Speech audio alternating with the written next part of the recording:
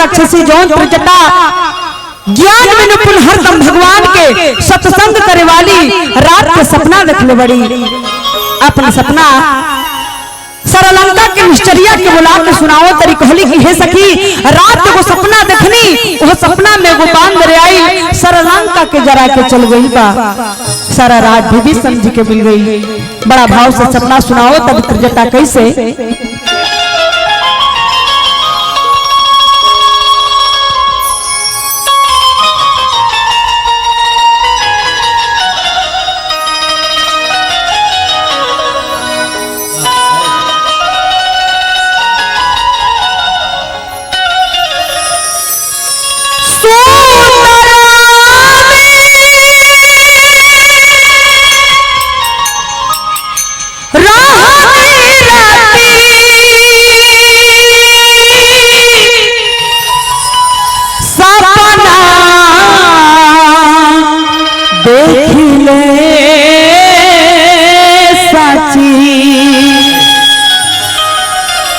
किया हो सीता हो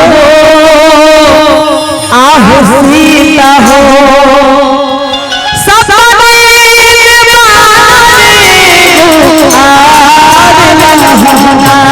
किया हो सीता हो आहो सीता हो सपने किया हो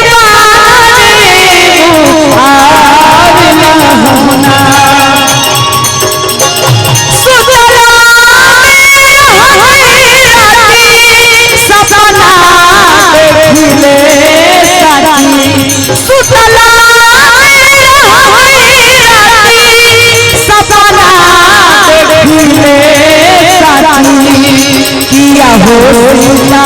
आहो सीता हो सपने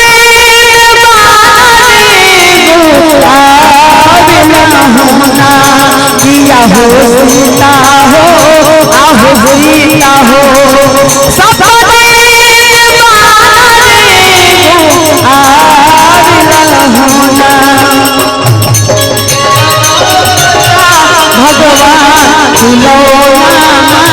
तुम्हें अजूब राजा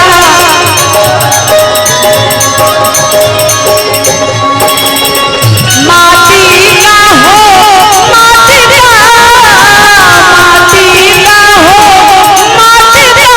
तुम्हें अजूब राजा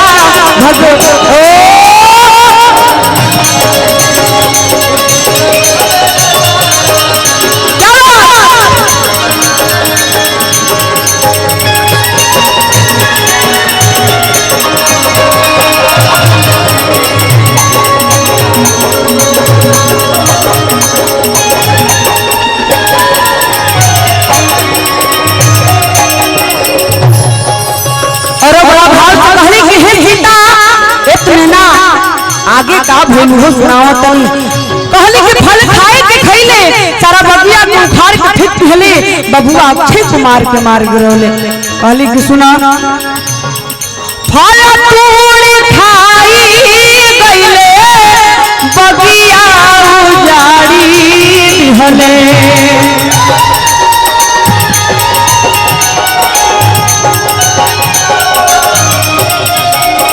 फल तोड़ खाई गइले फल तोड़ खाई गइले बगिया उजाड़ी दिहले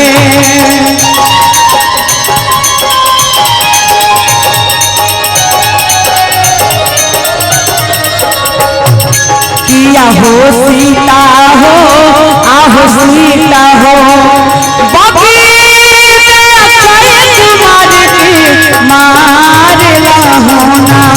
किया हो सीता हो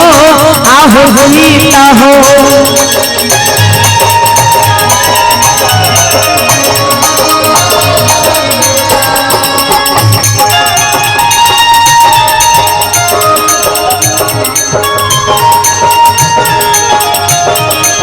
सेवा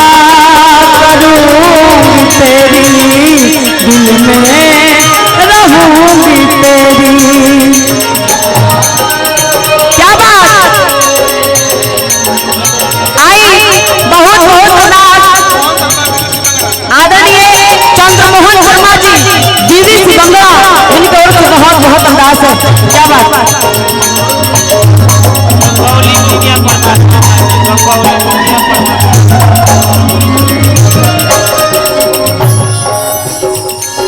और आइए हमारे कंगौली मुखिया आदरणीय मुखिया जी की ओर से लाखों लाख रुपया के आशीर्वाद उनके चरणों में बार बार प्रणाम। मैया सर जी है मैया, इनकी झोली में लाख रुपया के बदले करोड़ों रुपया भर दे, सदा इनकी झोली भरी रखें, इनका कल्याण करें। त्रिजटा कहली कि हे सीता मन में धीरज रखा, विश्वास करा कि बहुत ही जल्दी श्री रामचंद्र जी है कहली कि सुना माना धीरज धारा कुछ दीना सबर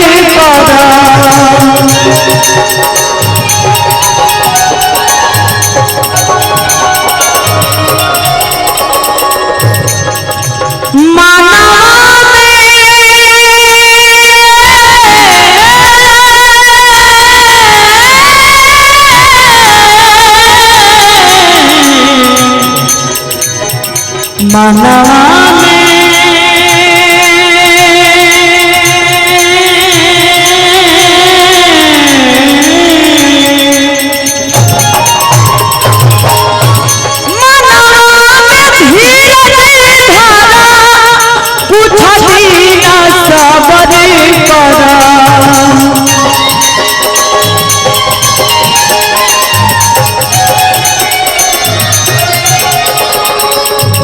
किया हो सीता हो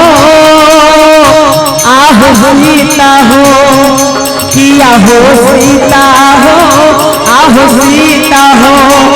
लखन सामने है श्री राम होना, किया हो सीता हो आहो सीता हो, सपने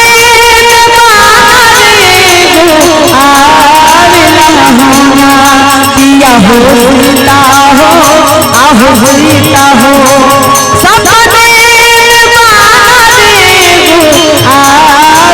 होना, किया हो सीता हो आहो सीता हो, सपने होना, किया हो सीता हो आहो सीता हो, सपने